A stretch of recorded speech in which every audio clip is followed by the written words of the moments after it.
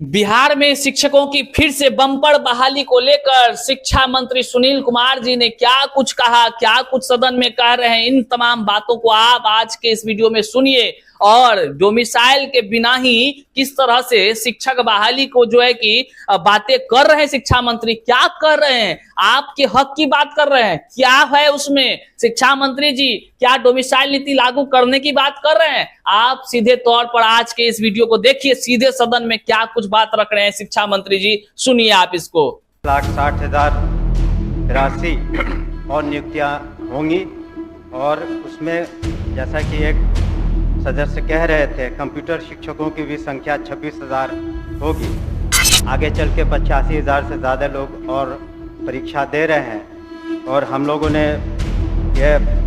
ध्यान में रखा है, गुजार हैं कि आपने हमें शिक्षा विभाग के प्रथम अनुपूरक प्रस्ताव पर अपनी बातों को सदन में रखने का मौका दिया।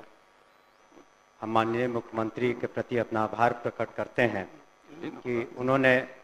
शिक्षा विभाग की जिम्मेदारी हमें सौंपी है। माननीय मुख्यमंत्री के नेतृत्व में शिक्षा विभाग में गुणात्मक और सकारात्मक सुधार हुए हैं। जहां एक तरफ उन्होंने अपनी प्रेरणा से नालंदा विश्वविद्यालय की स्थापना करवाई है, दूसरी तरफ उन्होंने ये भी ख्याल रखा है कि समाज के सभी वर्गों को मौका मिले कि उन्हें अच्छी शिक्षा मिले। और इसी वजह से जितने भी हमारे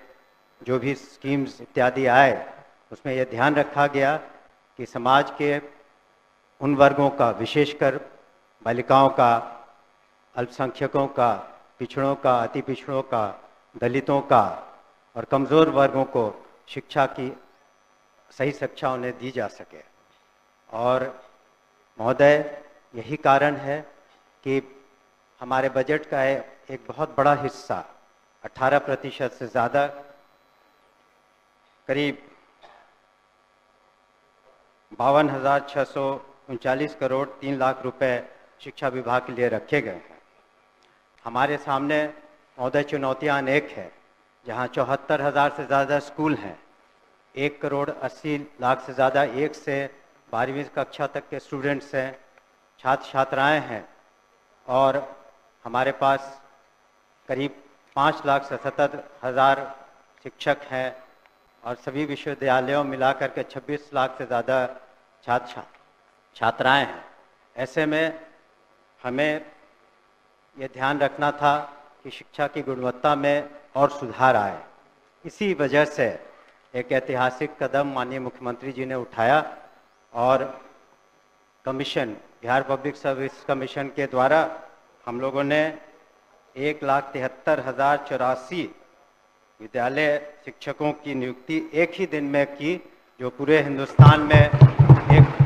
हम समझते हैं ऐतिहासिक कदम रहा। इसके अतिरिक्त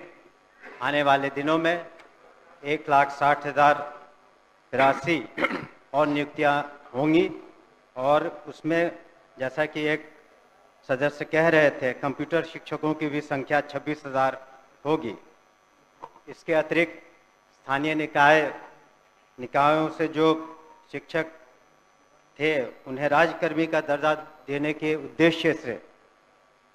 हम लोगों ने सक्षमता परीक्षा रखी और प्रथम सक्षमता परीक्षा में 1,87,000 स्थानीय निकाय द्वारा ये लोग उत्तीर्ण हुए। आगे चल के 85,000 से ज़्यादा लोग और परीक्षा दे रहे हैं और हम लोगों ने यह ध्यान में रखा है कि जब नियमावली बनाएंगे उनकी सांतरण की, तो उसमें काफ़ी उदारता रखेंगे, खास करके महिलाओं के बारे में और ख़ास करके असाध्य रोग या इस तरह के जो बीमारी से ग्रसित हैं या पति पत्नी हैं, तो उन लोगों का सांतरण में हम लोग विशेष ध्यान देंगे। महोदय, अगर हम शिक्षा में सुधार चाहते हैं तो ज़रूरी है कि हमारे शिक्षक भी उस तरह से उनकी ट्रेनिंग हो। इसी कारण से हमारे जो SCRT जो इंस्टीट्यूट हैं, यहाँ पर मैं खुद भी गया हूँ, वहाँ पर हम लोगों ने किस तरह से शिक्षकों की ट्रेनिंग अच्छी तरीके से हो सके उस पर ध्यान दे रहे हैं और आने वाले दिनों में हमारा लक्ष्य है कि जब नियमावली बनाएंगे उनकी सांतरण की, तो उसमें काफ़ी उदारता रखेंगे, खास करके महिलाओं के बारे में और ख़ास करके असाध्य रोग या इस तरह के जो बीमारी से ग्रसित हैं या पति पत्नी हैं, तो उन लोगों का सांतरण में हम लोग विशेष ध्यान देंगे। महोदय, अगर हम शिक्षा में सुधार चाहते हैं तो ज़रूरी है कि हमारे शिक्षक भी उस तरह से उनकी ट्रेनिंग हो। इसी कारण से हमारे जो SCRT जो इंस्टीट्यूट हैं, यहाँ पर मैं खुद भी गया हूँ, वहाँ पर हम लोगों ने किस तरह से शिक्षकों की ट्रेनिंग अच्छी तरीके से हो सके उस पर ध्यान दे रहे हैं और आने वाले दिनों में हमारा लक्ष्य है कि जितने शिक्षक हैं कम से कम साल में उनकी 2 बार ट्रेनिंग हो सके और वहाँ पर जो सिलेबस बनाया जाए वो ऐसे बनाया जाए कि वो आगे चल के हमारे छात्र छात्राएं जो कंपटीशन के एग्ज़ाम्स देंगे उसमें वो बेहतरीन रूप से सामने आ सके, कर सके। इसके अतिरिक्त जो आधारभूत संरचना है, हम लोगों ने ध्यान दिया है कि किस तरीके से स्कूलों में जो बुनियादी सुविधाएं हैं उसको दे पाएँ। उसके लिए हम लोगों ने कार्रवाइयाँ की हैं मुख्यालय स्तर पर और जिला स्तर पर, और हमने सभी माननीय सदस्यों से 10-10 विद्यालयों की सूची भी मांगी है, जिसका आने वाले सत्र तक, इसके बाद के सत्र तक उसका हम लोग जीर्णोद्धार करने का प्रयास करेंगे। कई माननीय सदस्यों ने शिकायतें भी की थी कि जो काम हुए अच्छे तरीके से नहीं हुए हैं, तो उस पर हम लोग इंक्वायरी करा रहे हैं और जो भी दोषी पाए जाएंगे उन पर निश्चित रूप से कार्रवाइयाँ होंगी और कुछ कार्रवाइयाँ हो चुकी हैं। हम लोगों ने ये भी सुनिश्चित किया है कि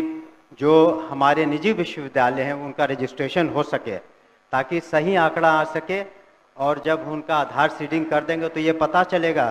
कि जो 25% जो गरीब बच्चे हैं, बच्चियां हैं और जिसके खर्चे की प्रतिपूर्ति सरकार करती है, वो सही आंकड़ा आ सके हमारे पास, और इस तरह से प्राइवेट स्कूलों में भी हम सही तरीके से मदद कर पाएंगे। परीक्षा संचालन में एक बहुत बड़ी जिम्मेवारी है हमारी, और पिछले साल 1,35,00,000 से ज़्यादा छात्र छात्राओं ने परीक्षा दी, और जो बिहार स्कूल एग्जामिनेशन बोर्ड है, इस बार जो हम लोगों ने बिल लाया है उसके अनुसार अब ऑनलाइन परीक्षाएं भी संभव हो पाएंगी। सरकार की जो मुख्य जो स्कीम्स हैं,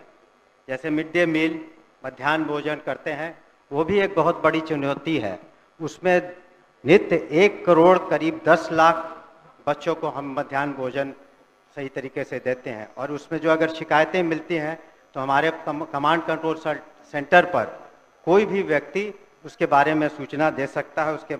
तो अभी आप सुन रहे थे शिक्षा मंत्री साहब सुनील कुमार जी को, और उन्होंने शिक्षक बहाली की प्रक्रिया के विषय में खूब कुछ बोला है। उन्होंने तमाम वो बातें बोला है, कंप्यूटर शिक्षक बहाली को लेकर बोला है, कैसे कैसे क्या कुछ प्लानिंग कर रहे हैं इस पर बोला है, लेकिन डोमिसाइल नीति पर उन्होंने कहीं से कोई जिक्र नहीं किया है। माननीय शिक्षा मंत्री जी सदन में खूब बोले हैं, शिक्षकों के कल्याण के लिए बोले हैं, बिहार के कल्याण के लिए बोले हैं, लेकिन बिहार के युवाओं के तकदीर के लिए क्या कुछ बोले हैं आप अभी सुन ही रहे थे कि क्या डोमिसाइल पर बोले हैं। सवाल तो अब यह उठता है, क्या डोमिसाइल के बिना बिहार के शिक्षक अभ्यर्थियों का कल्याण हो पाएगा? क्या शिक्षा मंत्री साहब नहीं देखते हैं किस प्रकार से बीपीएससी टीआरई 1, 2, 3 में जिस प्रकार से बातें हुई है अदर स्टेट वाला को लेकर के, टीआरई 2.0 तक तो कई सारे फर्जी लोग अदर स्टेट के पकड़ाए हैं, कई सारे लोग फर्जी वाला करके शिक्षक बने थे, वैसे लोग हिरासत में लिए गए, नौकरी तक खत्म हुई। लेकिन शिक्षा मंत्री